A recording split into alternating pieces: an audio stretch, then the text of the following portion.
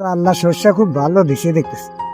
শস্যের ফেকান খুব আল্লাহ ভালো শস্য দেবে আমার। কিন্তু কের ব্যাপার গিয়া না হ্যাঁ বাবা। এগাদা হ্যাঁ এখানে আল্লাহ বয় কথা আছে তোর শোন। এখন মনে রাখ যে কাম কাজ হারা বাদ দিয়ে ঘোরাফেরা করিস না, এবার তার কম হলো না। তা আমার মামু খালুও নাই, চাকরি বাকরিও নাই। সে বদলে আমার হাতে তুমি গরুর ব্যবসা করো। তুমি বোঝাবে চাইতে চাও যে ওলিগা গরু ব্যবসা আমি করি, মানে দালারি ব্যবসা? তা আমার দ্বারা সম্ভব না। আমি একটু চাকরির অভাব আছি, মনে হয় বিদেশ পাঠামু, মানুষজন বিদেশ পাঠামু, 20-30 হাজার নিমু, কোথায় দিয়ে যাওয়া যাবে? যদি আমি যদি মাসে যদি 10টা লোক যদি পাঠাই পারি বিদেশ, তাহলে আমার 20-30 হাজার টাকা কামাই যাবে।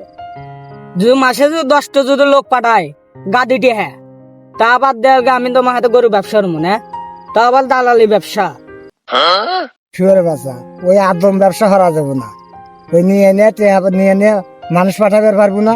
শেষটে এক ধরে নিয়ে যাবো, এক তোপ তারাইবো, তারপরে শেষটা আবার এসে আনক ধরে নিয়ে খড়ে তুলবো। বুদ্ধি কি নাকি এত বুদ্ধি মাথাত নিয়ে? হ্যাঁ দেখো তো, তুই হে বললে আমার হাতে গরু দালালি হর। তোমার দাম পড়লো না, তোমার আমার চাকরি বাকরি হারানো আমি গেলাম, থাকো।